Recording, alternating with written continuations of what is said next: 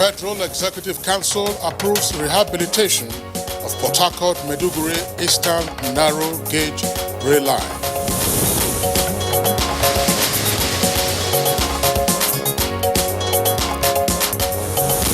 Senate approves 2021 to 2023 NTA MTF.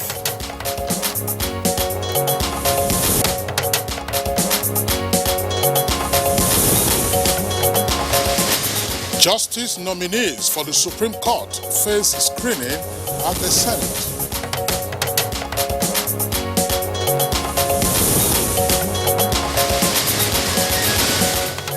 And on Good Morning Nigeria today, we shall discuss on Ondo State governorship election.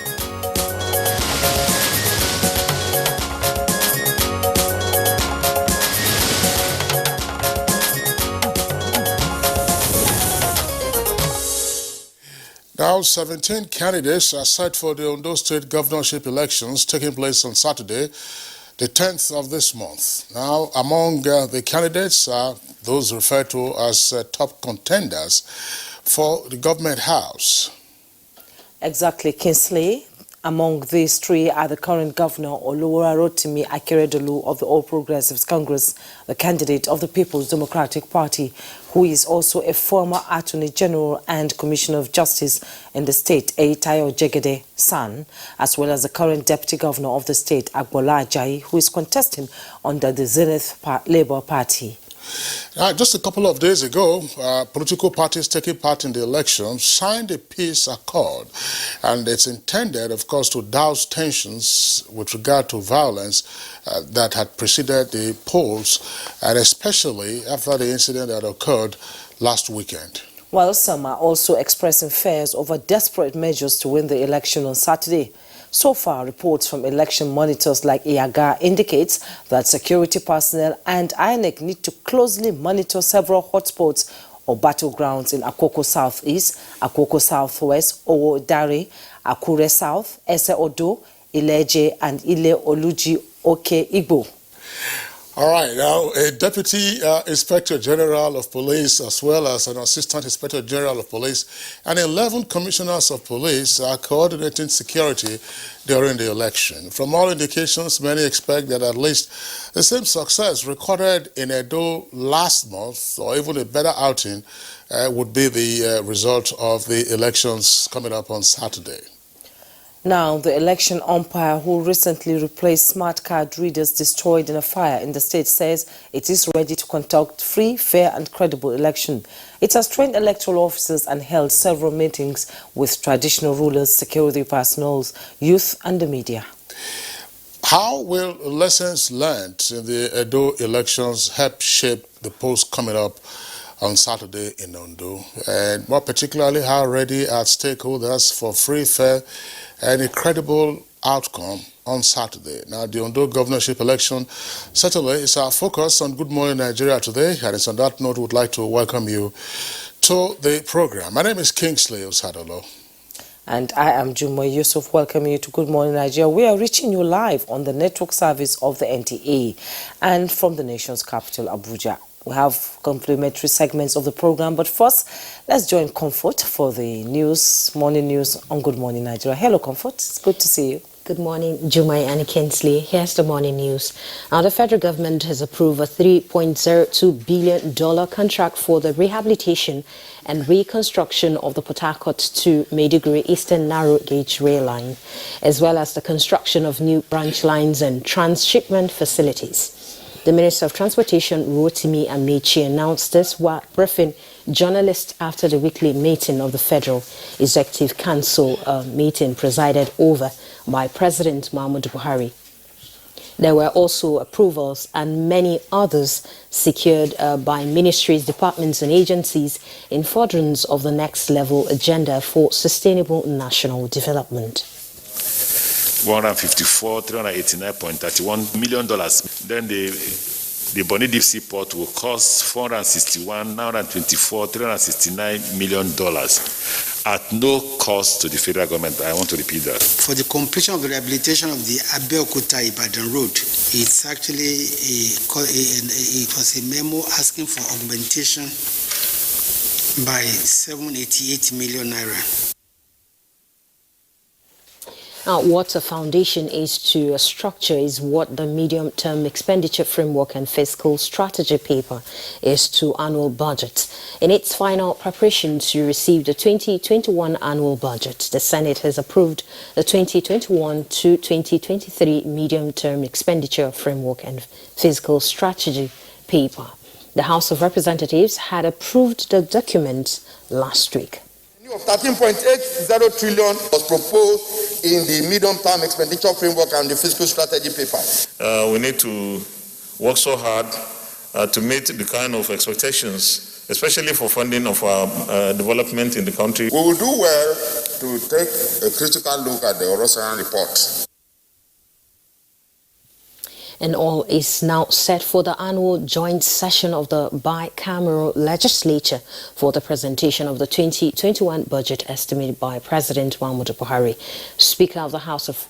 The Speaker of House, Femi Gbajabiamila, made this known on the floor of the Green Chamber. Oil price is put at $40 per barrel. The official exchange rate is now 379. The total FGM proposed expenditure is 13.08 trillion.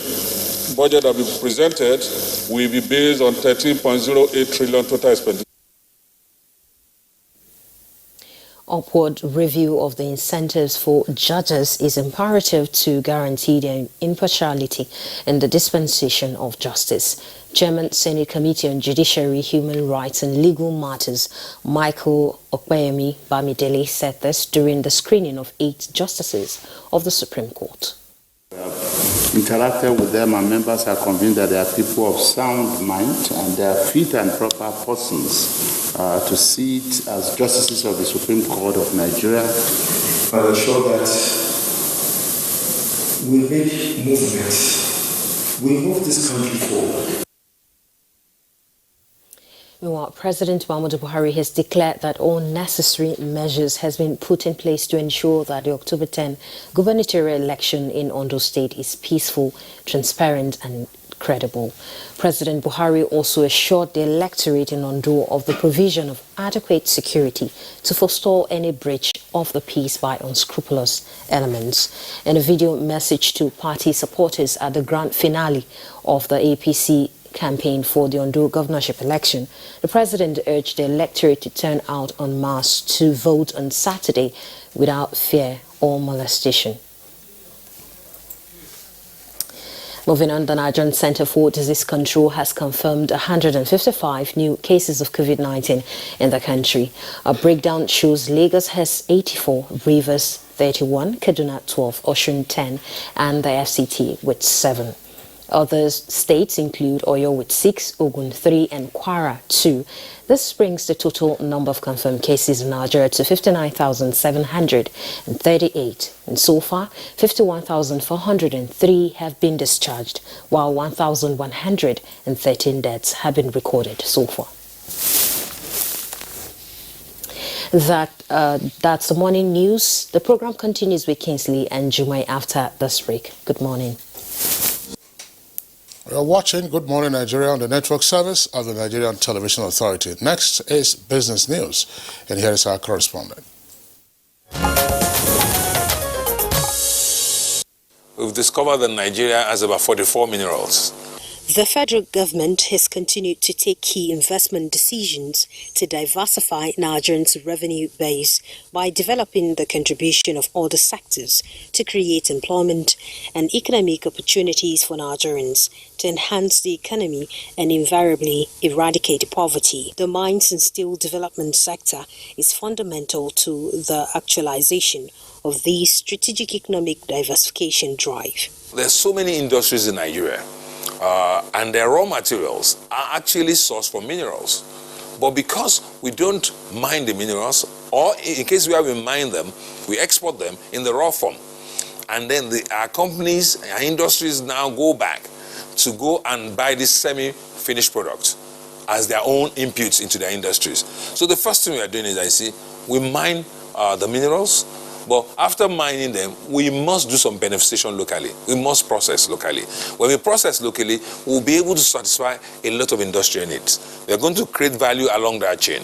People will be employed. We're going to save the country for forex. Instead of importing this material that go into industries, of course, we're going to be providing them locally, and they can pay for them in naira. It makes their production cheaper, makes them more competitive, and of course, brings more money into the coffers of government. And in the capital market, the all-share index contracted by 0.95%.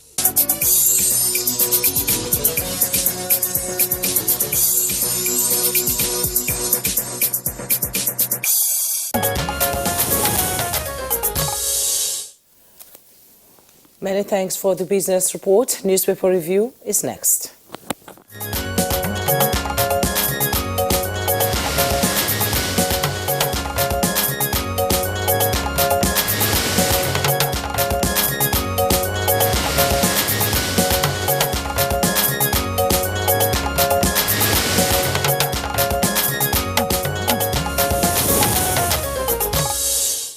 Our newspaper reviewer, Bayo Atebe, is with us in the studios. Bayo, good morning and welcome. Thank you, Kinsley. Good morning. Good morning, Jummai. Good morning, Bayo. Good morning, Nigeria. All right. Okay, we start with the leadership newspaper this morning, and just below the masthead, Ondo, again, PMB assures of transparent, peaceful poll. With a rider, says Akeredolu is good brand for APC to market. Give us free, fair election, PDP tells president. Okonjo-Iweala makes last round of WTO DG race. You find details of that on page 10. And the picture story here we have, bold headlines, Ahmed Nuhu Bamali emerges emir of Zauzau. You find details on page 4 with rider, PMB, Lawan, Northern Governors, Atiku orders congratulate new royal father. You can see the picture of the new emir of Zauzau. Northern governors pay tribute to late Yima Sen. You find details on page 16. Inter-Ocean oil deal, U.S. court relieves FG of 1.5 billion naira liability. Details on page 1.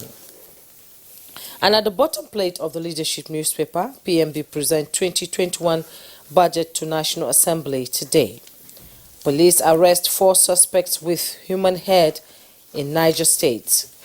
New 150 million poor people will emerge by 2021. That's attributed to the World Bank. Federal government okays $3 billion for Port Harcourt Maiduguri rail line. Kesley? All right, so we take a look at the window page of the Punch newspaper. Above the nameplate, you also have that story that Jumai just read now from the leadership. And it is, federal government approves $3.02 billion Port Harcourt Maiduguri rail reconstruction. That's on page 20. Senate demands prosecution of killer SARS operatives. Page 7, and on page 8, Buhari presents budget today and Senate reduces president's delegation. Similarly, on page 8, Buhari, Lawan and others hail ex-Mint boss appointment as Zauzau Emir. And you have the earpiece there, which is on Ondo 2020. 3 headlines coming from there with details on page 10. Akeredolu and Cadre Campaign councils fight over ballot snatching plot. Buhari and governors lead APC rally, back Akeredolu's re-election. Akure monarch threatens to curse troublemakers in domain. Late story, bulk of education budget spent on public varsities, 10,500 professors. And that's according to the federal government. Bulk of education budget spent on public varsities, 10,500 professors, according to the federal government. Details are on page 2, but we have the following riders. Education sector can't progress when ASU goes on 6-month strike, says Nwaji Uba, who is the Honorable Minister of State Education. Another rider, Nigerian lecturers least paid globally. Federal government not serious about knowledge economy. That's the claim by ASU. Then you have photographs there on the front page. You have, and you see the placards of some of the young persons. It says, Lagos, Oyo, and Edo protesters reject IG's reform, demand FSA's scrapping. And Lagos, Oyo, and Edo protesters reject IG's reform, demand FSA's scrapping. That's on pages 4 and 5. Opposition kicks as 2 reps dump PDP and join APC. That's page 10. Now, sex toy shop, that's the writer Abo, that's Senator Abo, who's been convicted, appeals 50 million naira judgment, says offense, according to him, is simple assault. Details on page 7. Officials embezzled COVID-19 fund and workers didn't get palliatives. That's a claim by the NLC with details on page 22. Emirates resumes Nigerian flights and UAE begins visa issuance. And $1.5 billion liability, U.S. tribunal frees Nigeria, awards federal government $660,000. That's on page 7. Right. Well, let's start with the good news for the people of Zazzau. The Kaduna State government has appointed Alhaji Ahmed Nuhu Bamali as the 19th Emir of Zazzau. The Commissioner for Local Government Affairs, Jafaru Ibrahim, announced this. And he says Alhaji Ahmed Bamali is the new Emir. He is of the descendant of Musa Bamali, who first ruled Zazzau between 1804 to 1821. In fact, he is the grandson of the Emir Dan Sidi, whose reign ended in 1920. He therefore becomes the first Maulawa ruling house in 100 years. The Emir Ahmed Bamali was Magajin Garin Zazzau, a title his father held for 40 years. His father, incidentally, also contested against Shehu Idris for the position of the Emir. By background, he was also Nigeria's ambassador to Thailand with concurrent accreditation to Myanmar. He studied law at Ahmadu Bello University and has postgraduate qualification in international relations and diplomacy. He also had background in banking, where he worked as an executive director and also acted as managing director, Nigeria Security, Minting and Printing. President Muhammadu Buhari and Governor of Kaduna State have congratulated the new Emir of Zazzau, and the President said specifically, you should please be a leader to all. The Senate yesterday approved the 2021 to 2023 medium-term expenditure framework, for which Mr. President is to lay the 2021 budget today. The MTEM provides the framework for the budget, and indications are that the budget is 7.89 trillion in the area of revenue projection. Aggregate expenditure is about 13.8 trillion, while the parameters for the 2021 budgets are 1.8 million barrels of petroleum crude oil per day, $40 as oil benchmark, and Naira exchange rate to the dollar at 379. Gross domestic product is projected as 3%, inflation 11.95%. That is the expectation that inflation will drop from the 13.2 that it is currently on. The Senate President used the occasion that the Senate will be concerned about trying to reduce the cost of governance, particularly by happen on revenue generation. He also posited that National Assembly is not responsible for the bloated cost in governance. He said that the legislator should be concerned, and they are specifically going to work on the Fiscal Responsibility Act as a means of generating further revenue. With just 24 hours to the end of campaign in the Ondo State governorship election, President Muhammadu Buhari has assured all and sundry that election will be free, fair, and credible. He urged all the electorate to turn out en masse to vote on Saturday without any fear of molestation. The President said he is asserting this because his focus and attention is to ensure that the nation maximizes every given opportunity to raise the bar of to deepen democracy. The APC campaign was at Akure. The Inspector General of Police has also again warned politicians against actions, utterances that are inimical, that could cause confusion. And it says that the security personalities are up and doing and will be able to contain any offenders. The People Democratic Party held their rally at Ondo town. Party chairman Uche Secondus also called on the initiative to curtail all pockets of crisis that could threaten Saturday's election. The Zenith Labour Party also held its rally at Owo. There, they appealed to all supporters to go out and cast their vote. Party supporters were enjoined not to take up any arms against anybody, but go out, vote, and make sure their votes count. One thing that one could critically observe was that apart from the VIPs on the podium, members of the audience, particularly the large crowd that turned out, I couldn't see any of them wearing face masks. Social distancing was jettisoned. And we are lucky, since we entered October, this is the 6th or 7th day of October, we've had only about 3 deaths. And as at today, we have had 155 new cases of COVID-19 in 8 states. Our total now is 59,738.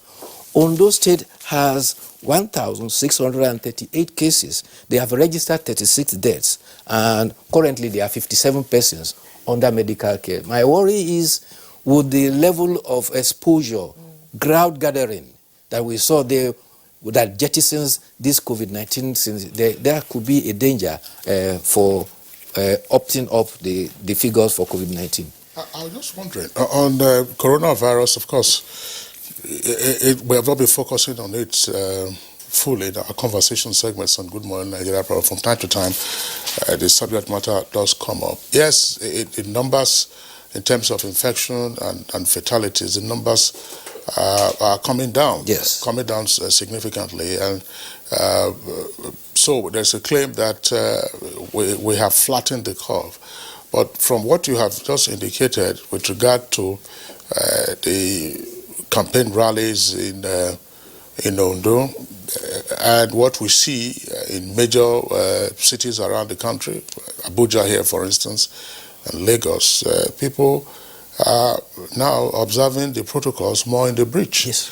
And I think that it is important for us to warn ourselves for this very reason. In Europe, there are seeing now a climb in cases of coronavirus because they are already in autumn or fall, as the Americans will refer to it, and then getting, of course, into winter, where they normally have fatalities arising from the flu. So if their own numbers are climbing and we have opened our international airspace to international flights, it means that arrivals and departures, particularly arrivals, have to be screened much more carefully against the background of some reported fake certificates that have been presented at some locations of persons who claim not to have tested positive. So a lot of screening is required. So the airspace is open, but you are seeing a rise in cases in Europe, continental Europe, and even in the UK, with threats of lockdown, particularly. So look at Spain, what has happened in Madrid. Yes. Germany is also there. Israel is gone. Israel gone down second lockdown. That's right. And even the US might have a second wave of the coronavirus. Precisely. Yes, so those are things that we have to be careful. Nigerians, sometimes, yes, we don't know yet. Science hasn't told us clearly what has given us these numbers that are not as alarming as we have seen, but that is not to suggest that people shouldn't take precautions. Yes. I mean, unfortunately, we've lost over 1,000 citizens in the course of the pandemic, but if we were to have a resurgence, then there might just be real challenges that we face. Yes. Well, I think we should continue to take our luck for granted, but we should err on the side of being cautious, not ignoring the protocols, and continue until we're able, finally, can say we have defeated COVID-19 as we defeated polio and Ebola. Yeah. Yes. Now, on the story about the World Trade Organization, there are indications that the World Trade Organization in Geneva today will announce the 2 candidates that is shortlisted. Reports are indicating that Dr. Ngozi Okonjo-Iweala and her South Korean counterpart, Yoo Moon-hee, are the ones that are shortlisted. And for the first time, World Trade Organization will be having a female director general. Indications are also that the third phase is supposed to come to conclusion by November 6th. However, in the event that they are not able to agree on a candidate, the two that have been selected will eventually have to share the portfolio for the tenure of the Director General. But all indications are that the favors are tilting towards Dr. Okoje-Oweala, particularly because of her 25 years experience and background in the World Bank and international financial institutions.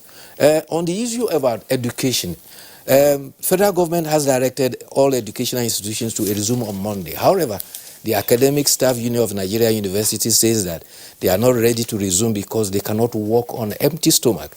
And this is one of the reasons why the Minister of State for Education is lamenting that no nation can have its educational institution developed when the university is shut down for a period of six months in the whole calendar year. And then talking about the expenditure, the Minister of State also added no sector of the nation gets enough money. And he added that the bulk of money budgeted for education is paid to the 10,500 professors among the 71,000 lecturers in Nigeria. He said there are some countries that don't have up to 2,000 professors. So it is not enough to demand more money. From where, the Minister of State for Education proceeded, from where is the money going to come? Because demand for resources is cut across all sectors of the country, and we cannot close the economy and pump all the money into education. And similarly, we are also lamenting the refusal of ASU to call off the strike. Indications are that Rivers State University has called off the strike, and they have urged their staff to resume. Well, thanks a lot. The ASU issue is there, and it's something that we haven't, as a country, been able to find appropriate responses to. I'm sure that at some point all of this will be resolved. But what often happens, if you recall, is that when the strike lingers for a long period of time, then there will be compromises, and sometimes the government has its arm twisted to its back and it signs an undertaking or some agreement. Then that becomes another point for disagreement in future. Further disagreement in future, and say that you signed this, you signed that. So there are issues, and I think that some of the professors in the universities don't quite agree with the tactics of ASU. Yes, there's no question about that. You recall sometime last year there was an attempt to create another body for academics in Nigerian universities. That didn't seem to have gained traction. But these are some of the points that they have to sort out. And part of what I've never been able to understand is, since we started having state-run universities, when federal universities lecturers are on strike, those ones they say they're also members of ASU, they also join. You have different employers. Yes. Once are employed by the federal government, the other by state government. By state governments. So when you say that these are the claims, federal government hasn't fulfilled its obligations under the 2009 agreement, is the federal government also owing lecturers in state universities? No. In fact, the Honorable Minister of State stressed one critical point, and that is that the persistence of ASU strike is driving Nigerian students abroad and to private universities, and critically undermining public universities. That's right. It's unfortunate. I think that, as I said, these are matters that we'll have to resolve going forward. Vaya Chebi, would like to thank you for being around. We'll see you again tomorrow. Thank you. All right. It's Good Morning Nigeria, live on NTA's network service. We're taking a short break. Now, when we return, we'll be dealing with the Ondo governorship election coming up in 2 days' time.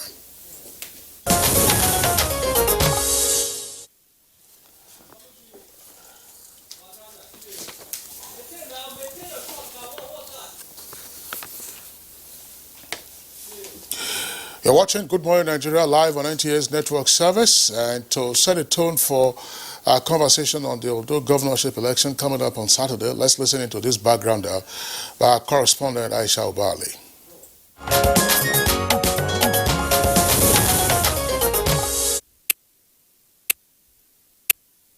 It is now a matter of hours to the Ondo State governorship election, with 17 political parties jostling for the top job. However, observers have adjudged the race for the Alabaka Government House is to be between three main political parties whose candidates have been campaigning hard and talking tough. Somewhat like the recently concluded Edo State election, the run-up to the October 10 poll has been characterized by lots of drama, and there are fears that the Ondo State governorship election could concede to violence and other desperate measures to win by all means. As if to confirm this, a report by Yaga Africa has identified Akoko Southeast, Akoko Southwest, Akure South, Eshe Odo, Elaje, and Ile Oloje, Oke Ibo, as both hotspot and battlegrounds. This conclusion was arrived at going by verbal attacks, vandalism, attacks, and intimidation of party supporters, proliferation of small and light arms, assault on the freedom of association and expression. To ensure that this is not the case, as election is conducted in the 18 local government areas of the state, all key players in the conduct of the poll must be alive to their responsibilities, including security agencies, election observers, political parties, the electorate, and of course, the Independent National Electoral Commission. So what arrangements are in place to ensure a free, fair and credible election in Ondo State? What lessons learnt from the Edo experience will be deployed to make Ondo elections better? Guests already seated will provide answers to these and more.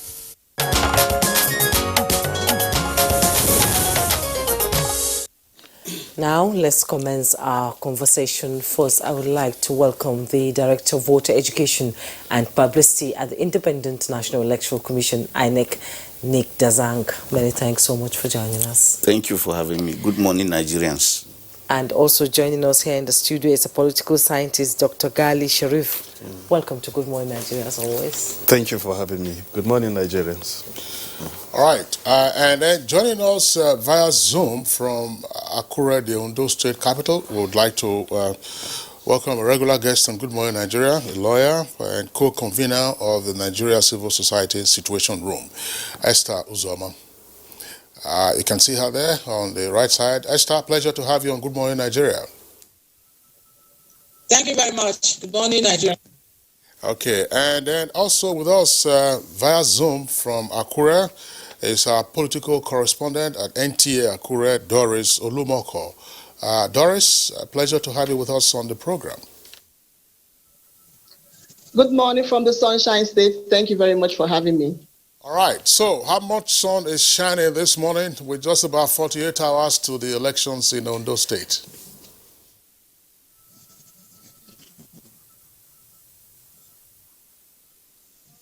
Hello? Yes, I'm asking, you say Sunshine State, that's the pet name for Ondo, and I'm asking how much sunshine are you having in Ondo 48 hours to the governorship election? All right, the sun is shining, though it's a very beautiful Thursday morning, 2 days to the election, the sun is shining. And in the build up to the election, we've had, on that background report, we've had a series of activities. Campaigns will end today, and before now, the Independent National Electoral Commission, that is talking about INEC, they've engaged different stakeholders, and they've trained trainers, are talking about security operatives. Journalists have been trained. They've had engagement with various women groups, people living with disability, how they are going to be part of the election seamlessly. INEC has also met with political parties. And at that meeting on Tuesday, most of the political party representatives spoke about the rising cases of violence in different parts of the state. And the Inspector General of Police, Mohammed Adamu, was on hand to douse the tension. And let me also quickly inform you that in terms of security arrangements, the police has drafted over 33,000 police officers that will be taking part in this election. And from the different parts of the state, we have the Marine Police who will be manning that area at the police. And the IG also talked about the air wing of the Nigeria Police Force that will also do air surveillance during that election. And as we speak now, Akure, there is watertight security. We have heavy presence of security operatives all around the state. This morning, we'll be going to the Central Bank of Nigeria for the distribution of sensitive materials. And as we speak, that area is highly secured. Now, apart from the preparations on the part of Inec and police, we also have different stakeholders talking about non-governmental organizations. You did mention Yaga. Yes, Yaga is on ground. They've actually mentioned some hotspots, and the police is not taking that. They're taking that seriously. So, different organizations, observer groups, journalists, our own constituency, we are ready for this election.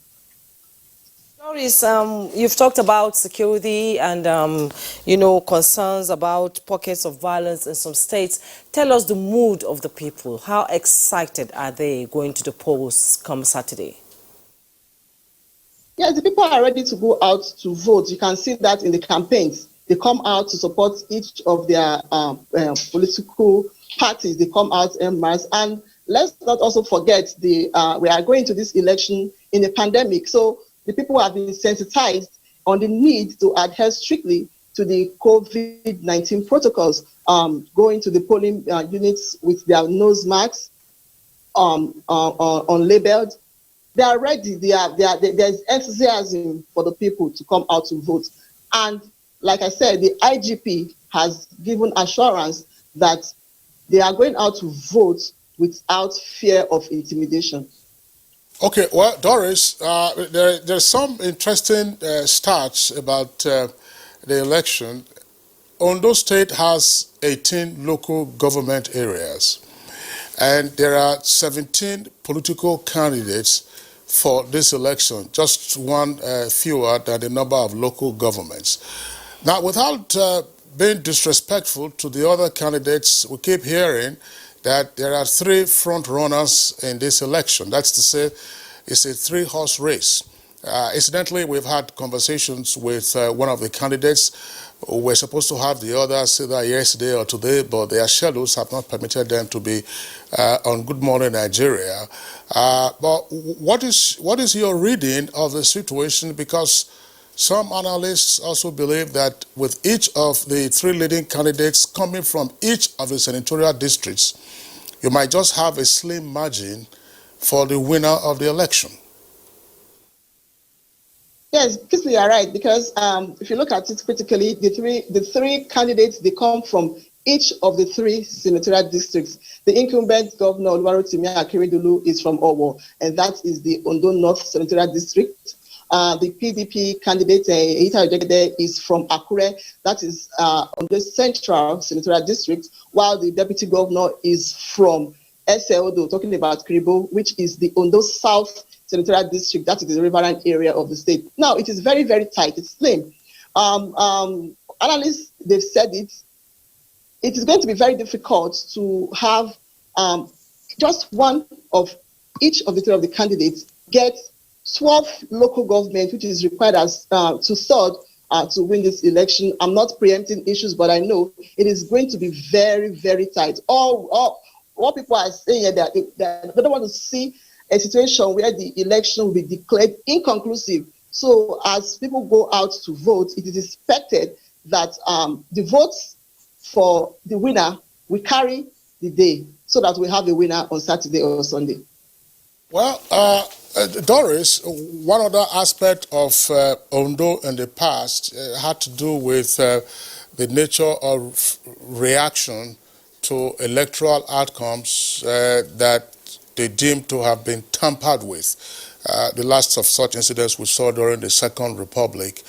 What can you tell us about the mood of the people? Yes, we keep hearing that everybody wants the elections to be free, fair, and credible, such as you had in the neighboring Edo State.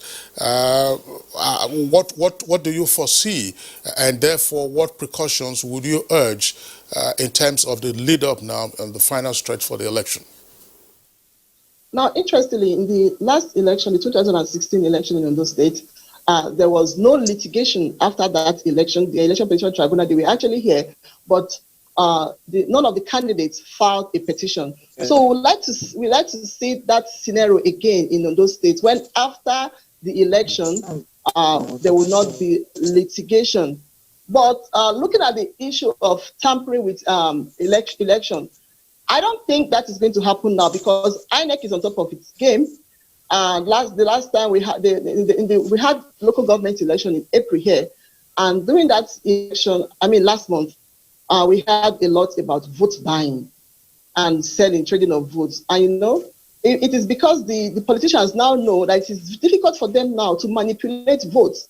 That is why they have to follow the voters even to the polling unit to be able to buy their votes. So I don't foresee that in this election. But even if the politicians try to outsmart the electoral umpire and the security agencies, I know that the people from those states, their votes will count. They will stay and watch their vote, just like the people of Edo State did.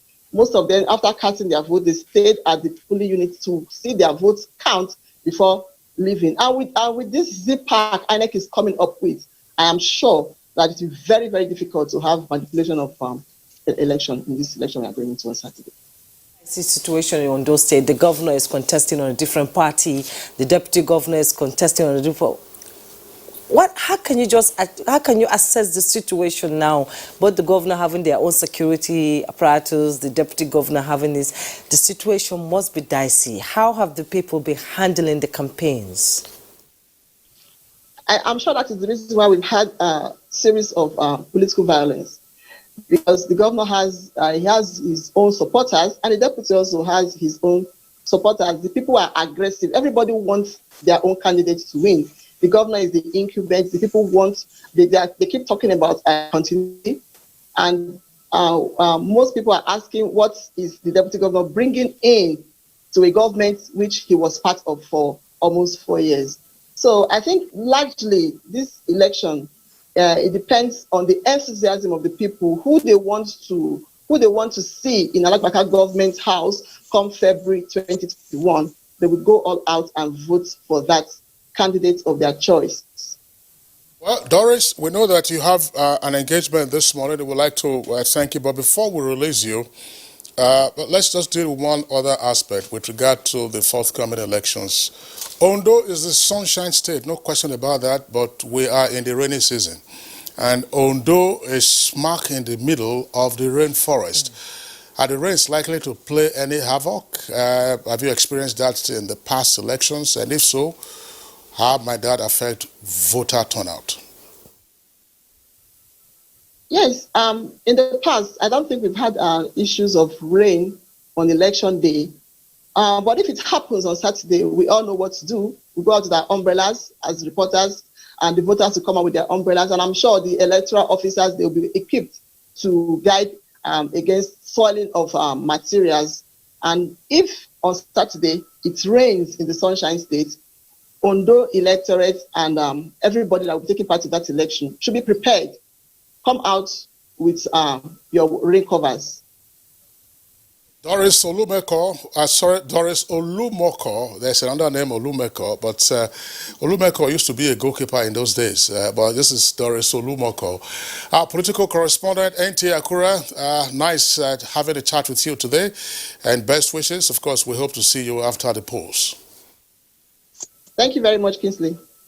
All right, so while the Zoom connections are still all right from Akura, Esther Uzoma, who is co-convener Nigeria Civil Society Situation Room, we introduced her a while ago. We'll bring her on now to give us her reading of the lead-up to voting on Saturday in Ondo State. Esther Uzoma.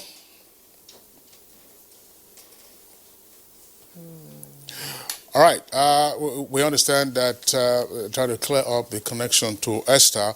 But now let's come back to our studios here. Earlier we introduced two of our guests, Nick Dazang, director in Inec, is in charge of voter education and publicity, and Dr.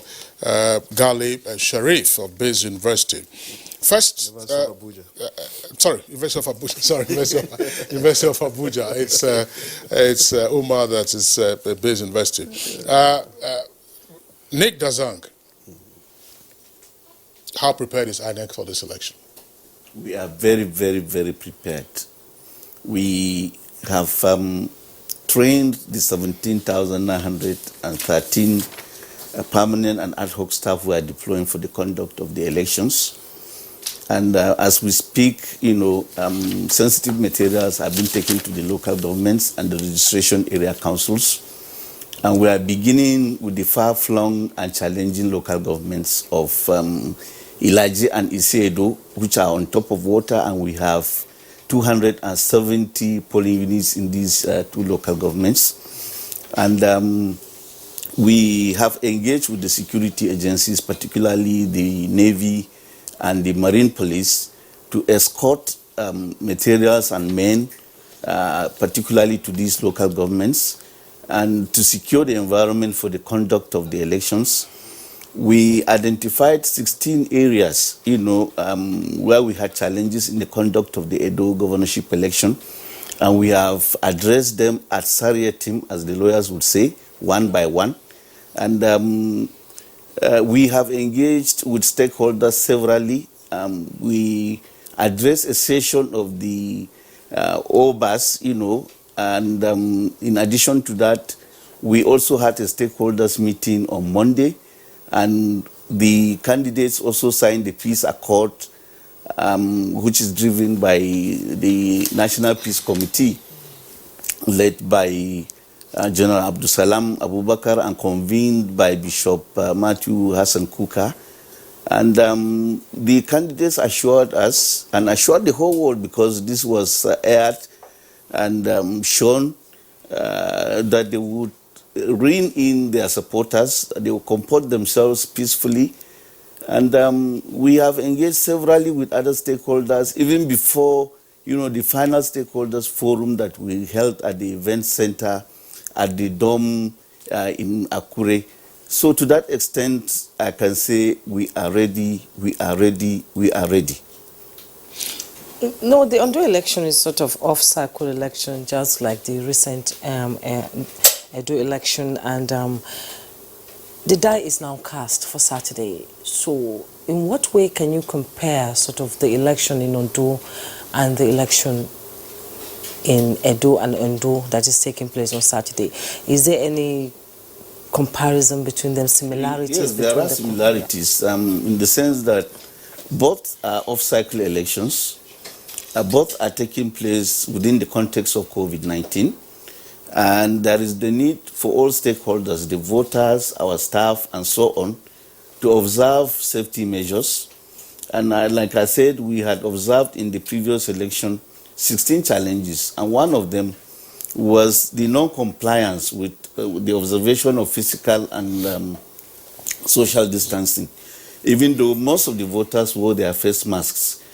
In the case of Ondo, what we are doing is that we are working with the health authorities, to ensure that there is compliance with this observation, because we do not want to see a spike in the pandemic. We would not be happy to see anyone, infected with this pandemic. We are taking care of that. We are deploying registration area technology support staff, what we call RATEX, 104 of them, and the idea is for them to respond to the glitches that manifested themselves in the Edo governorship election. Like I said here last week or 2 weeks ago, the smart card readers are aging. They were meant to be used for a certain period of time, and the period has lapsed, and therefore we are supposed to see a degeneration, a lack of fidelity or faithfulness in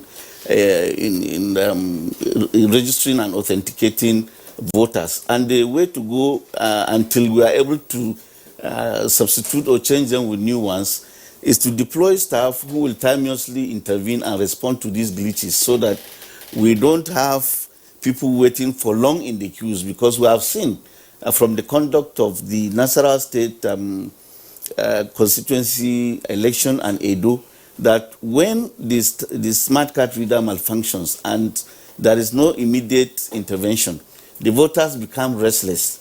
And when they become restless, they don't also observe the social and physical distancing. So we have looked at all this, and also the phenomenon of vote buying, which didn't start in Edo. We saw an escalation of it. We saw ingenious ways of vote buying, It's a constant problem during election. Yes, yes. So what we have also done is to bring the security agencies and the EFCC and the ICPC that we are partnering with up to speed with some of these challenges. Because some of the civil society organizations that observed the elections, also took note of these practices and they made this information available to us. And what we are also doing, which we did in Edo, is that our virtual situation room, which will start at 7 o'clock on Saturday, will make provision for observers and members of the media to come into the situation room and make their inputs. Wherever they see certain practices that are untoward, they are free to call our attention. Our lines, our social media platforms will also be open to other members of the public, to call us timeously so that we can intervene. And of course, the Inec results portal is already on.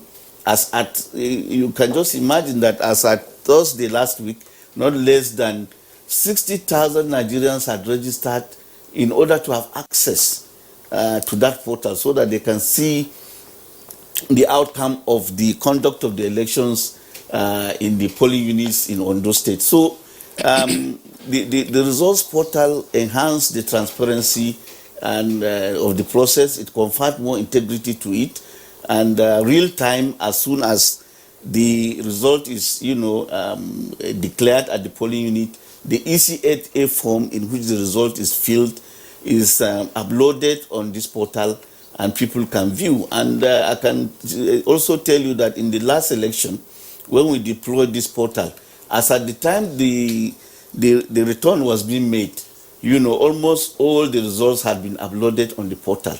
The few places where we had challenges were where there were no networks. But what we did was to encourage our staff that as soon as they came to areas where there were network, they should upload. So some of the results came in late, but all the same, they came in coinciding with the return as it was being made. So you had some 2 million or so visitors to your portal. Yes, we made provision for Edo. We made provision for at least 2 million, viewers to view the portal simultaneously without any glitches or without clocking the portal. And we are going to do the same, for Ondo. And beyond. And beyond, yes. It's an innovation that has come to stay. Okay. It has resonated well with Nigerians, and we'll continue to deepen technology if the law permits us. All the processes we do in the commission, from entering the results at the polling unit to declaring the results at either the governorship level or the presidential level, are done manually. We've been canvassing for the National Assembly to allow us to bring technology into these processes so that the results themselves can be declared in time. And once you declare results in time, it assuages the anxiety of Nigerians. But when you delay, people begin to impute or insinuate that certain untoward things are being done. And then it reduces the cost of elections. Nigeria's elections are some of the most costly in the world. And what we are trying to do is to bring down the cost so that we can give value to the investment being done by Nigerians, because we feel that if you reduce the cost, whatever is outstanding can be deployed to other areas, like providing social amenities or infrastructure. So we are mindful of all this as patriotic Nigerians, and that is why we keep canvassing that, look, allow us to use technology because it is the way to go and it will make elections cheaper and more transparent. Well, Nick, just before we bring in Sharif, apparently you are putting voters and indeed other stakeholders on notice that there might be cadre challenges. Yes. And if those challenges occur, what should they do? Well, we would like them to be calm and await the intervention or response of our staff. Like I said, we have 104 of these staff. They are specially trained. They are technology savvy. They can always work on this and troubleshoot. And where they troubleshoot and it still doesn't work, the smart card reader will be replaced. We have reserves We don't just deploy all the smart card readers. We always have reserves so that if, for example, a smart card reader refuses to be troubleshooted, we now get a new one to replace it timelessly. So all they need to do is to exercise patience, to exercise calm. And that is why we're upfront with the fact that not all the smart card readers will work perfectly. And therefore, that calls for calm. And if people are calm, they wait, we believe that they will observe the safety measures. And let the voters also realize that as much as you are in the queue before 2:30 p.m., when the polling unit will close, you'll be allowed to vote. We'll extend the time in such a way as to accommodate whoever was in the queue, before 2:30 p.m. So people should rest assured that once they are in the queue, irrespective of whatever challenges that might occur, they will vote. And they don't have to resort to violence or to restlessness. So I want people to go away with this as we conduct this election. Okay, thank you, Mr. Nick Dazak. Dr. Gali Sharif, every time there's an election in Nigeria, we have violence, and jumping ship from one party to the other. It beats me to try to understand from where all this comes from. How do people lose sense of the ideology they had before when they came in together to contest election on the same platform? Is it just a marriage of convenience, or we need to look deeper into our political process to find out why things like that happen? You see, politics is generally tagged as a struggle. Struggle for power, struggle to actually gain resources, either economic and other type of resources. And it is also a move, to capitalize on the existing advantage one has in order to actually wield, the will of powers, in the society.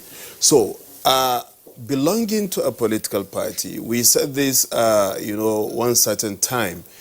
Politicians are supposed to build themselves with ideological structures, having what you believe in. That particular belief emanate, from you, and you also emanate from that particular belief because you are a product of that particular belief.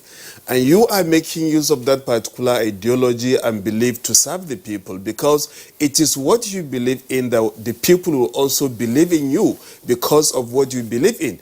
Because that is what you are tabling, to the people. So, but unfortunately, in contemporary times, especially in our own nation, the ideology is actually lacking, among politicians. What politicians say is turning politics as a business venture. By all means, I want to invest into politics. After I invest, there are dividends that I must also harvest. And that is why, looking at, you made mention of the comparison or differences between the Edo and Ondo elections. Both in Edo and Ondo elections, we have this particular issue of, decamping, from one political party to the other. We have experienced that, with Obaseki himself, who is the incumbent as well as the returning government. We've also had that with the, Eze Yamo, who was, on the other side. So also coming down to Ondo State, we have seen, I've never seen this kind of situation. You have a governor and a deputy governor, the two of them, in this particular race, but belonging to different political parties. Having a deputy governor decamped from the ruling party, which was APC, back to PDP, when he couldn't actually win, at the primaries between himself and Itayo Jegede, because the margin was actually not far, because this secured about 888. That was Itayo Jegede, while Abula Ajayi secured about 667 or so, vote. So having fell to achieve or to win at the primaries. Then he quickly decamped again, left that particular political party and joined what is known as Zenith Labour Party. So this, bandwagoning, political bandwagoning and cross-carpeting, within the political system, we can see that there is a kind of mitigation in terms of ideology, which you made mention. Then going back to Edo also, in Edo elections, we saw a kind of a dualized political structuration, having two major political parties, the APC and the PDP, contesting, in order to gain the support of the masses and assume power, in the state. So, but even though there was a kind of external force or power again attached to the Edo governorship or gubernatorial election race, because there was the Oshomole side, the Obaseki side, then also the APC candidate also Ize Iyamu, having to actually come together to seek for the support of this particular electorate in power. So also in Ondo State, because we have a kind of tripartite or triangular political structuration. Why? Because we see three major political parties, even though we have about 17 candidates, but we see three major ones, pushing for that particular seat. One is the governor himself, the second is the deputy governor, while the third is the PDP candidate. So, but one major issue that really impresses me in the whole journey in terms of Ondo election process is the level of institutional support, a level of preparations, especially by Inec. He made mention of about 16 areas of improvement. There are two major areas, of very huge significance, like making use of the magnifying glasses, to aid those people that are actually disabled, who cannot see well. So those magnifying glasses will aid them, as well as those people who have hearing issues or problems. So all these are issues to improve electioneering process, and to aid democracy moves and provide a wider opportunity for all sectors of the society, individuals, to actually exercise their own franchise. So these are all issues. Then another issue is that the non-governmental institutions, as well as civil society organization, just like the Clean Foundation, for example, it had already engaged itself, recruited and trained manpowers, to analyze security threat in the state. The Clean Foundation. Apart from this, there is also European Center for Electoral Support, which also provide a kind of electioneering orientation, to the electorate, advising people to avoid violence, And one major thing, if you critically look at the two sides, you discover that violence was much expected, in Edo State. And it became, devoid of that particular violence, except, in other places so experienced. But people were not predicting to experience violence, because allegations were made, newspapers are reported that thugs were actually firing, shooting at opposition parties, in Edo State. And Inec is so resilient that wherever violence is actually reported, it will not actually hesitate not to count, those particular votes. And it is easy, of course, if violence erupts in such areas that INEC officials are not allowed to conduct, the elections as expected. Definitely, the issue of inconclusivity will actually emanate. This is natural, because INEC could not actually treat with its own ad hoc staff. It could not jeopardize. Yes. Thank you very much, Dr. Sharif. Now, we have been joined also in this conversation via Zoom by the Deputy Inspector General of Police, Adeleye Olushola Oyebade, You can see him there on the right side of your screen. DIG Oyebade, pleasure to have you with us on Good Morning Nigeria. I recall that we also had you on the eve of the Edo governorship election. And congratulations on the praise that the security agencies, particularly the police, have received on account of the conduct of the Edo election.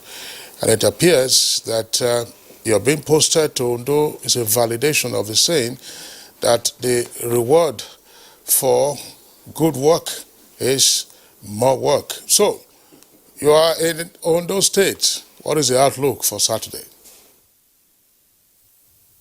Good morning. Thank you so much. We are prepared. Like the Boy Scouts, the motto of the Boy Scouts says, be prepared. And I want to say that, like you have said, the reward for hard work is more work. And what we are doing is to consolidate on the success that have been achieved and to even do better. And to be able to do that,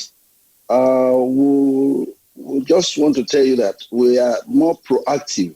Proactive in the sense that we have done our threat analysis long time before coming down on ground to now come and supervise the election.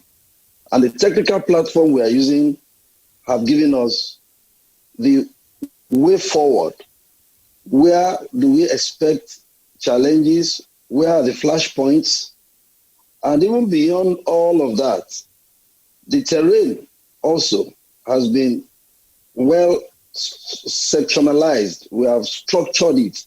We have the waterways that is very critical, and we are not going to just overlook it as just any other area. The waterways, we are collaborating with the naval personnel. Our marine police are on ground. And more importantly, we have our INT concerning all the entry and exit points. We are also working with the military to do the outer cordoning for us. And the real assurance that I want to give the electorate in Ondo is that they should come out. The presence of security personnel, I said it before and I'm reiterating it, is not to intimidate, but rather to dominate the area and to reassure of the citizens' rights to come out and exercise their franchise. I said it yesterday, the People's Police of our dream is the target of this present Inspector General of Police. That is what we are working towards. The trust and confidence should be given back to the police, and we are working in tandem with all the critical stakeholders. Inec have said they are ready to go. Fine. All the other critical stakeholders are here to collaborate with us. And I have no doubt in my mind that the stage is set. The peace accord that was signed is also very important. Said it, and I'm saying it again, two key words, accountability and responsibility. So looking at the personality of the people involved also, I know, and I'm very sure they know the implication of appending their signature into a document. And the content is well established, saying that we have nobody who is bigger than this country, Nigeria. So it is a Nigerian project. So all of us that are involved, all the critical stakeholders should come and let us make it so that even globally, we can continue to have a say in the Community of Nations.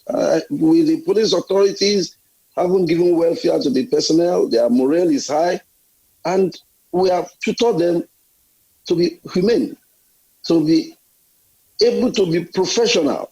The policeman is to ensure that everything goes on well. And like we have also brought out all the related offenses within the perimeter that the election will be conducted. There should be no drumming, there should be no soliciting for votes. And we are going to be very fair, but we are going to be firm at the same time.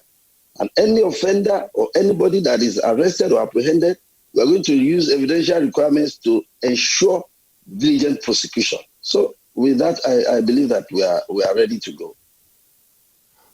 All right, still with you, DIG Oyebade.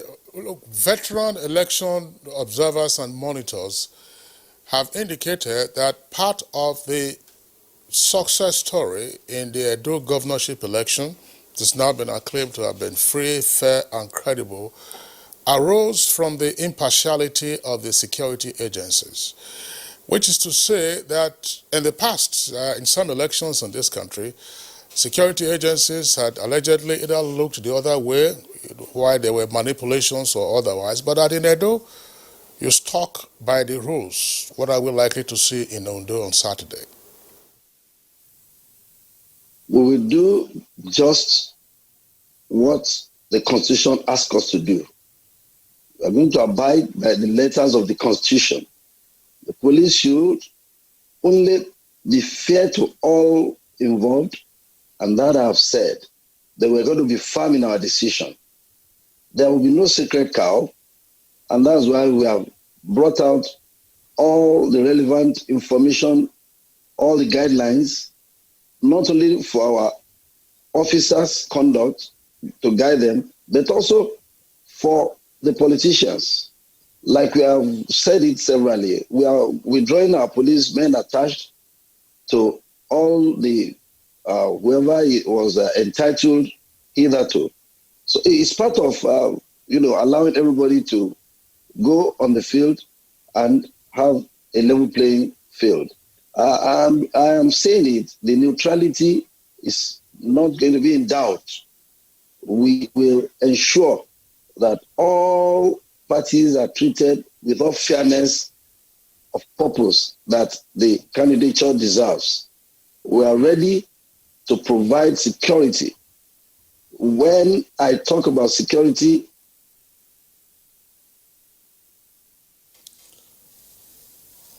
Jumaya, it looks like we got a freeze there on the Zoom.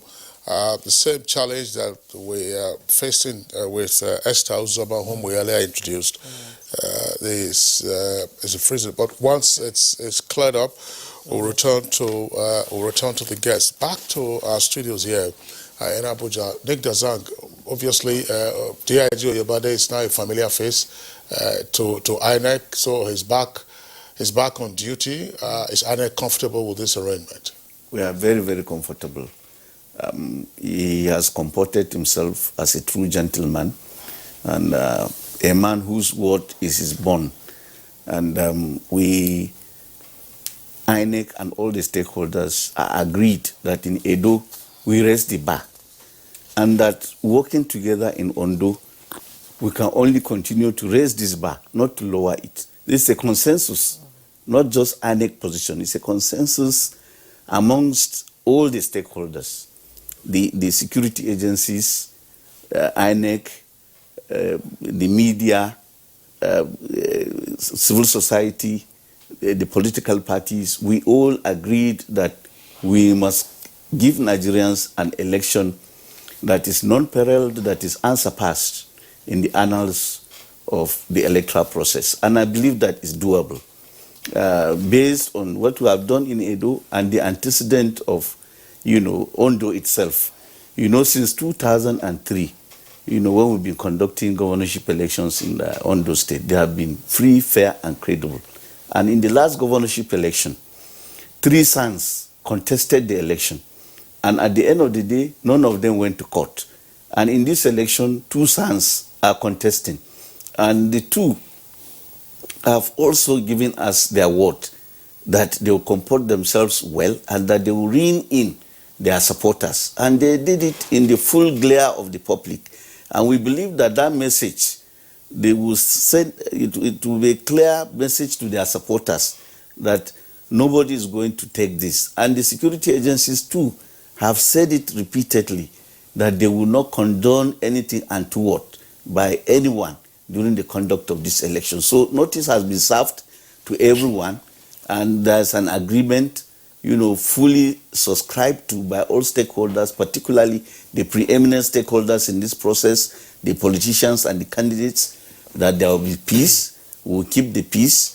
And we have also told the youths In fact, His Eminence, the Sultan of Sokoto, was very succinct and exquisite in this when he now warned the youths that, look, the elites don't send their children to the streets. That's right. So you must be, be cautioned by that.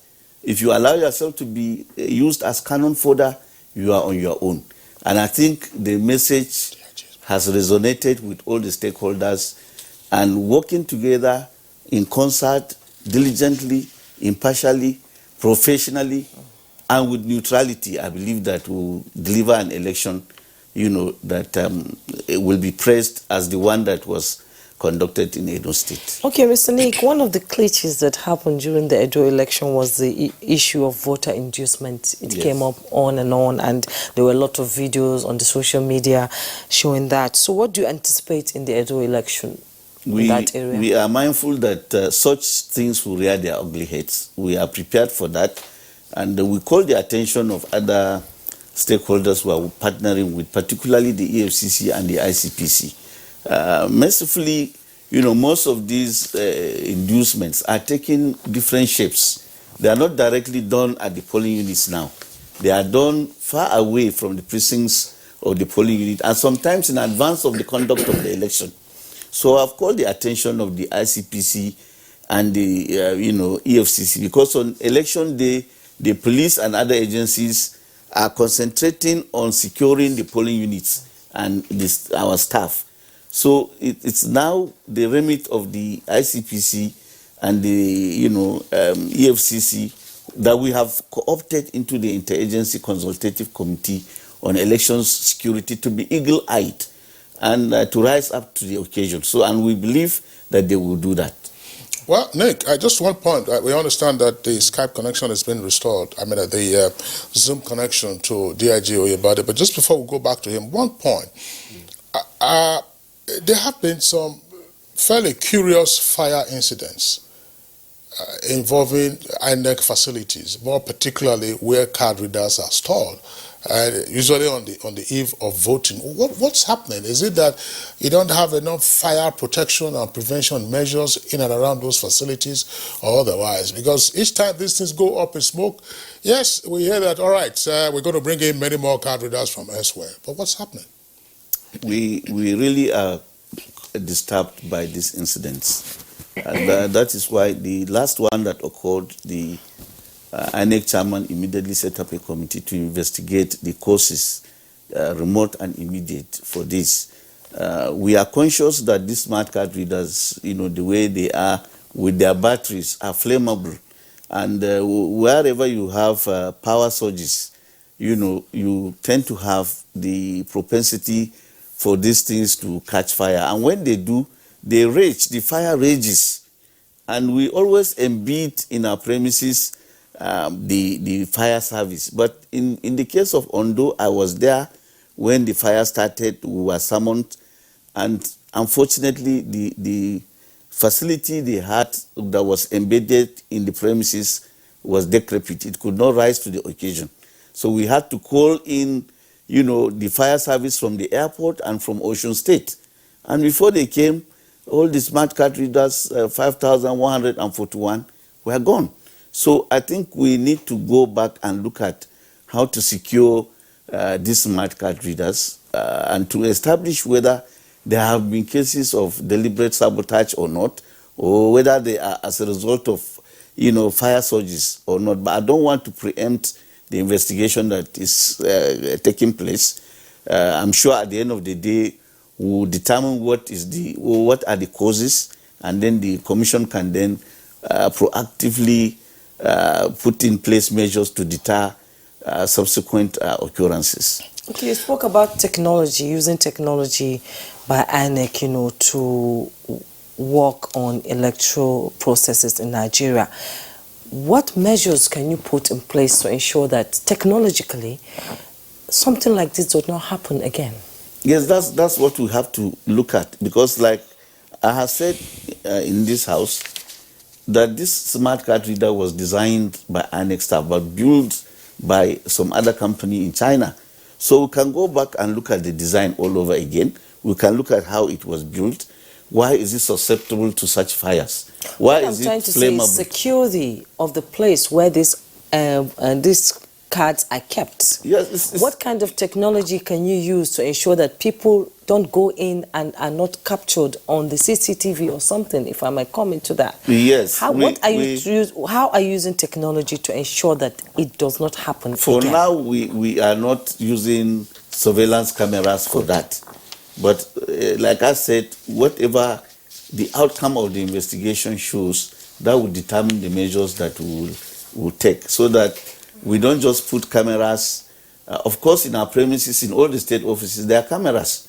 But when there's a power surge, you won't see the surge coming, right? So we need, first of all, to determine what happened in these cases, and then now say, okay, these are the measures we will take, and these are the protocols. If this happens, this is what should be done. So that's how, we do things in the commission. So, and I believe that we follow this methodically and take care of it. We are not happy because it is the money belonging to Nigerians that's being wasted. It's not enough that each time it happens, we replace them in time with other smart card readers that are redundant in adjoining states. It's not good enough, and we are not happy about that.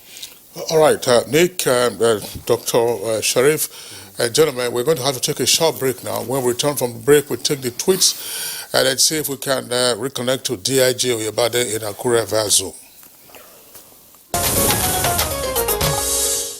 All right, welcome back, and it's still Good Morning Nigeria live on NTA's network service. We are back to DIG Oyebade via Zoom from Akure. DIG, just tell us something. We know that there is some significant difference in terms of terrain between Edo and Ondo. Edo is not landlocked, as it were. It still has access, particularly in the Ovia area. But Ondo has a long coastline, and some of the riverine communities have been identified as potential flashpoints or potential black spots where both Inec, perhaps monitors, and the security agencies might be blindsided. I understand it's freezing. Oh, I'm sorry. Well, once it's cleared up again, we'll return to you just to indicate to us what might happen or what voters should expect and what monitors should expect with regard to the conduct of the election in the riverine areas, particularly along the coastline. That's a question I would like Nick to also respond to. Nick, Ondo has a long coastal line. I'm not quite sure now if it is the longest between that and Rivers, or Rivers Bayelsa. All right, DIG, I understand you are back. I was just saying that in terms of terrain, at least Ondo South, which is riverine and coastal, those areas could pose some challenges in terms of being either hotspots or blind spots, as it were, to both the election monitors, Inec, and then indeed the security agencies. What assurances are there that you will indeed cover the field?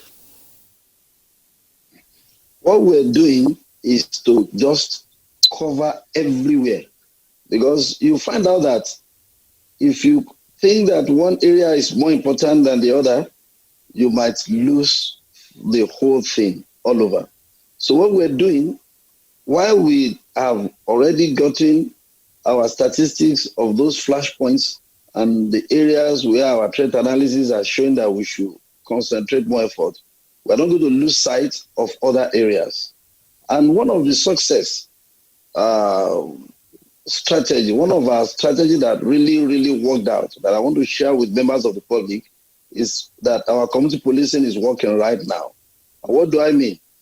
We gave out some dedicated numbers in Edo, knowing fully well that police cannot be all over the places.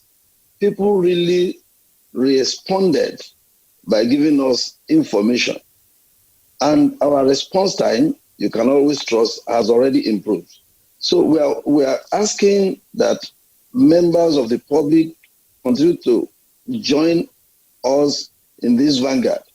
That's why I want to use this opportunity to give some numbers now. At the press briefing yesterday, we released all these numbers. Because when men are on ground there on the at the scene and they get us information and they send us to our joint ops room, we will be able to react and respond immediately so that we nip it in the bud before it snowballs to any big crisis that would be too monumental for us to manage. The two numbers I'm going to give out now, we can get they can give us information on SMS and they can call in 070-499-60674. 070-499-60674 and 091-527-84339. 091-5284339.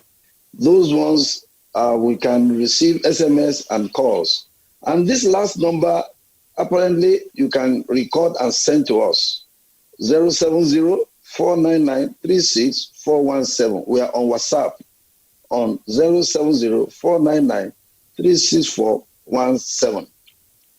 Coming back to the waterways, we have taken enough time to study the terrain, and like I've said earlier on, we are good to go to monitor and ensure that no havoc is read through that axis.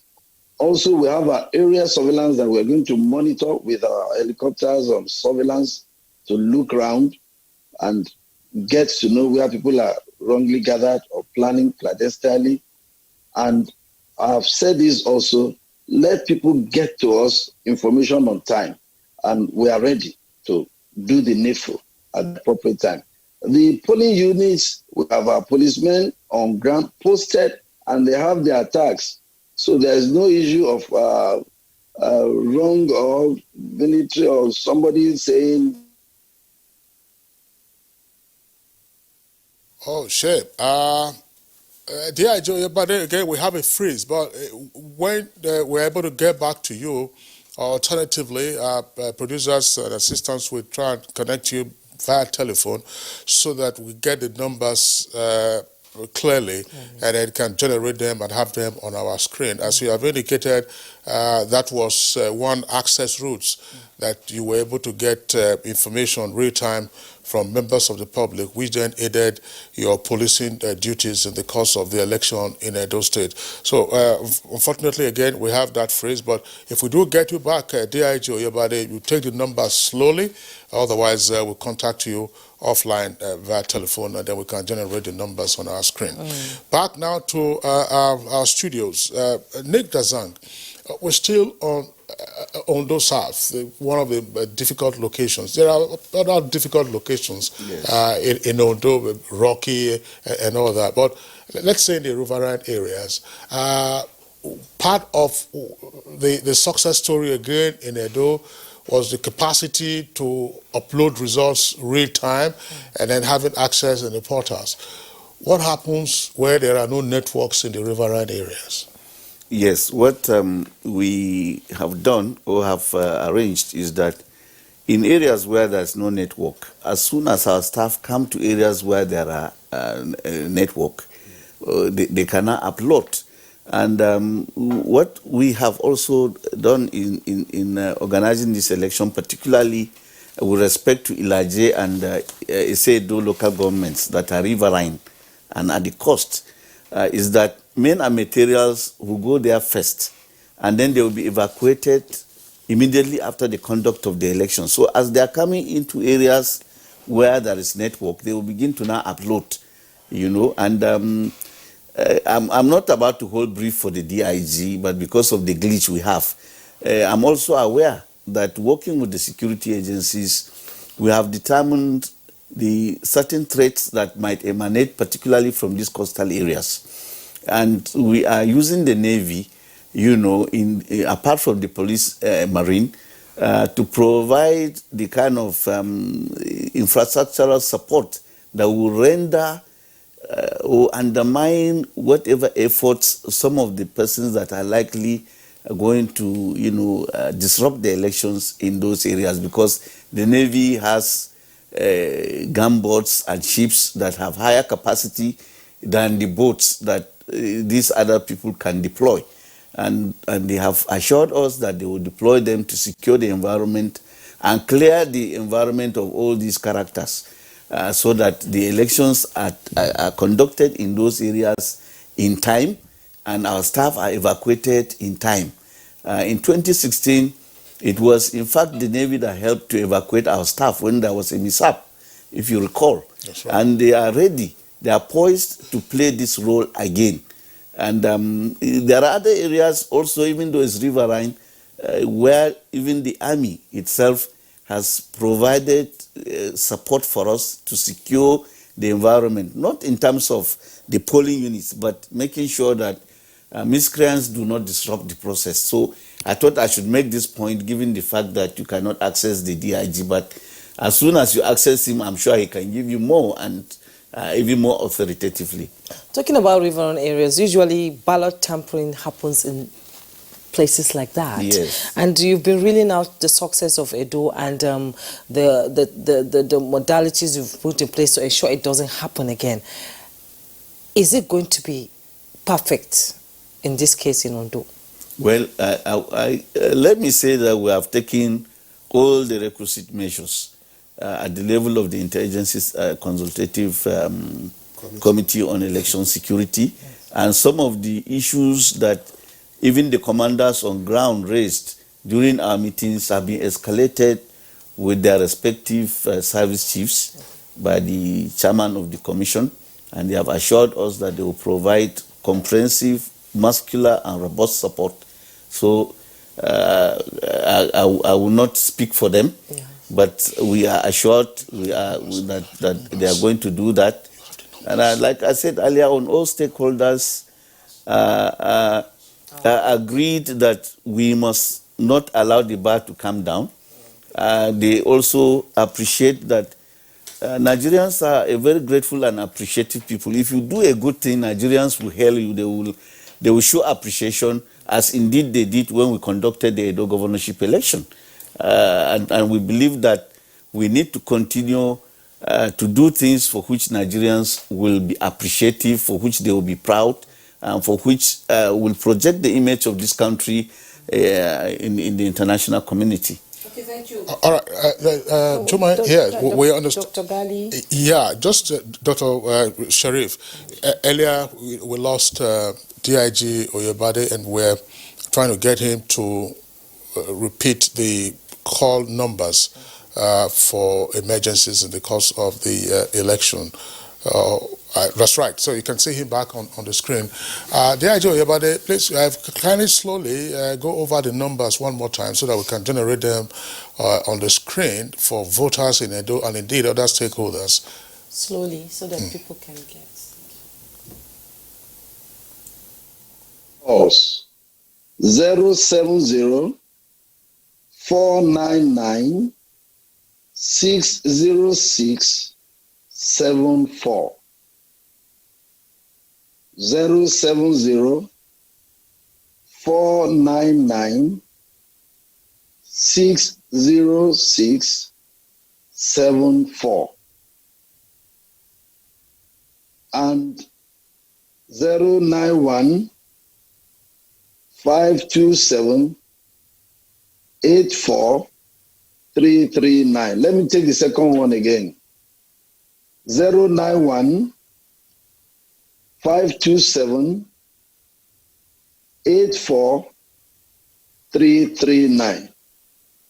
So those two numbers, we expect calls and SMS. And for WhatsApp, 070 499 36417.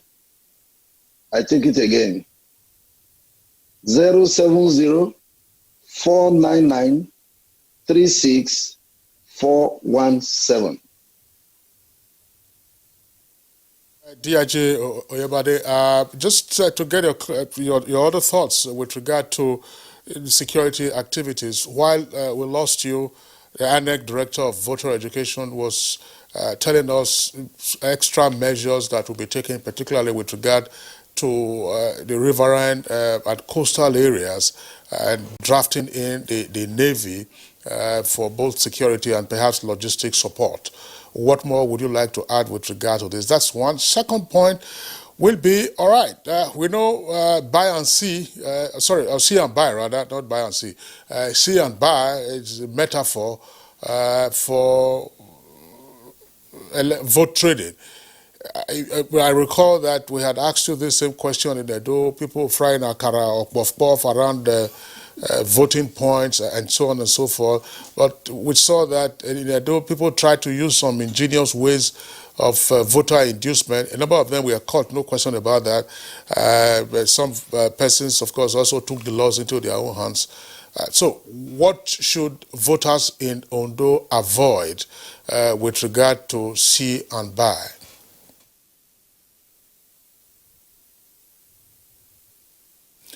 Well, again, that's another freeze. All right, so that's part of what we have to battle with in terms of technology. Let's get into tweets now, coming in from our viewers. Leo Fadaka.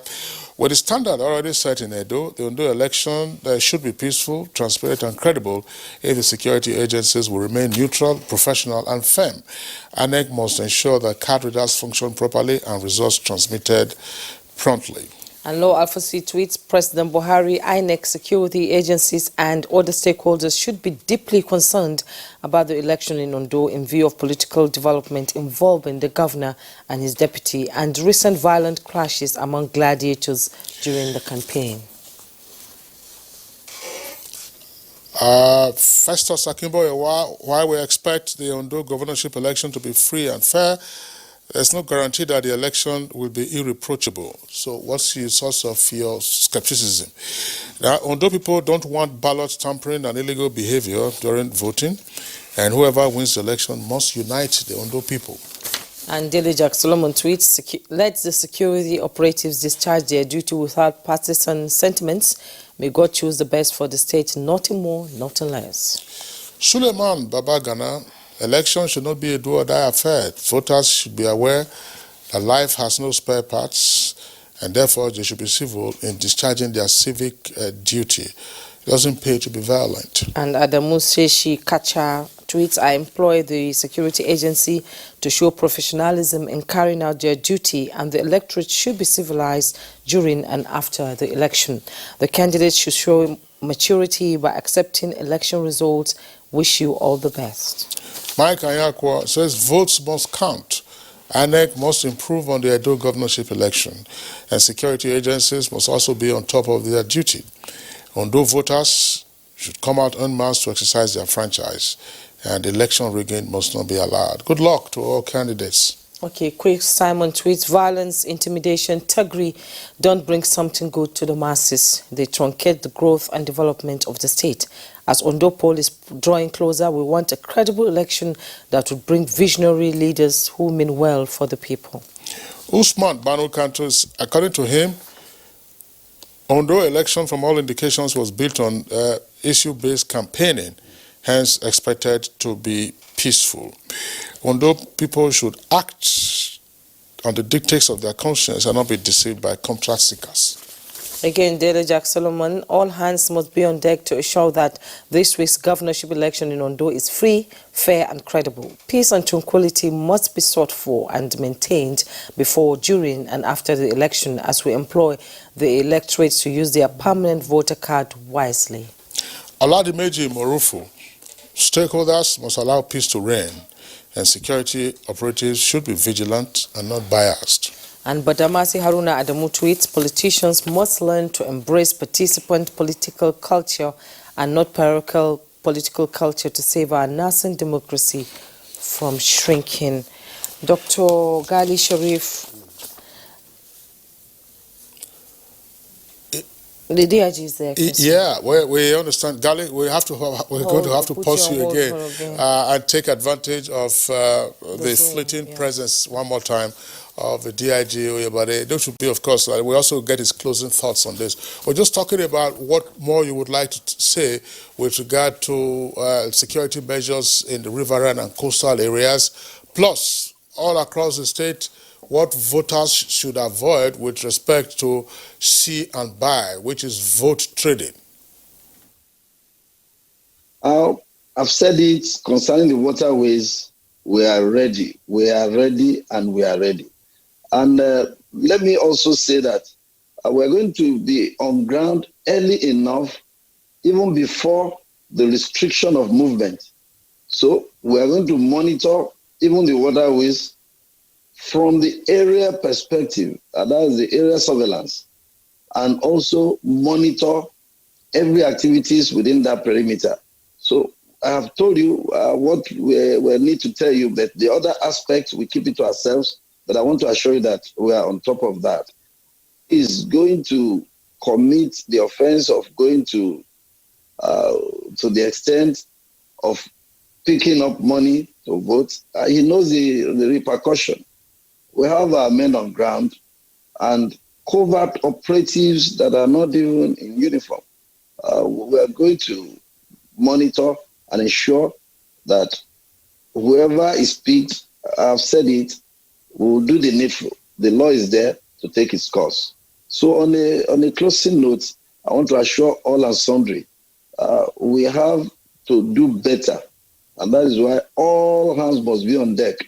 And I said yesterday, to get it right is a task that must be done. The commitment is there from our side. We're ready to work with passion. We're ready to sacrifice. We have done a lot behind the scene, even before coming down on the ground. Practically, we are ready, and I know that the reassurance we are giving members of the public is to come out. From the Inec, they said the votes will count. Fine. And we are saying your safety is guaranteed. I want to thank you. Their safety is guaranteed, and I hope they listen to that assurance from you. Thank you so much, Deputy Inspector General of Police Research and Planning, Adele Olushola Oyebode. Thank you so much for your input on the program. We seem to be losing touch with your Zoom, so we have to let you go now. Now, coming back to the studio, Dr. Gali Sharif, you know, on your final note, let's find out from you what Inec, the police, and other political actors should do to ensure that Ondo election is hit-free of crime. Yes. First of all, Inec should closely monitor all the areas of improvement they have identified, you know, especially having the synergy between the land and maritime, you know, transporters, you know, having to look into the electioneering process to avoid hitches and glitches, you know, in the whole process. And I have no doubt, you know, on the security side also, because imagine you have a deputy, you know, inspector general of police, you have assistant inspector general of police, you have 11 commissioners of police, you know, to monitor, you know, the securitization process of the entire electioneering activities, you know, in the state, with the 33,000, you know, police officers, as well as 7,079 something of civil defense corps. So I have that particular conviction that the security operatives will actually do well, you know, just as they did, you know, during the Edo elections. Then apart from this, there is this particular major issue which has already been solved. And what is that particular issue? The resolve, you know, of the government to make sure that free and credible elections are conducted in Edo State. That is the government. You know, Mr. President has made himself clear that this will not actually be compromised. And once the government has actually emphasized on that, then INEC must actually abide. And that is why INEC as an institution is also well committed in making sure that it discharges this particular assignment as expected. So also the security agencies, the Inspector General who is answerable to Mr. President, what will he tell Mr. President if he fails to securitize? And we are very convinced that the police as an institution is also well committed, you know, in achieving this whole process. So having these all structures, you know, committed, synergizing to making sure that people's vote and voices count, so we actually, even though we're not going to actually fold our arms, to sleep, that everything is being settled, they must continue to monitor and perpetuate evaluation of the whole process in order to actually have a kind of electioneering process devoid of violence as initially we began to experience. And on the final note, we're also very much satisfied that based on the issues-based campaign, as just noted by one of the person who made the tweet, that the issues-based campaign, all candidates have itemized, areas of priority, with just little difference, having the governor to emphasize on his 2016 election promises, agriculture, education, infrastructure, health, and other areas. So the only difference now is the Techie village, which he promised to actually establish since. I think he's trying to consolidate on this. So if you have programs and manifestos, promises that you can actually table, to the electorate, that will determine, who actually wears the cap. Because you succeed in selling yourself, having the goods, table, to the electorate. I think the issues-based campaign is one vital area that dominates the Ondo elections, even as before now. All right, Dr. Gali Sharif, thank you very much. There's one issue I want to just throw in the open.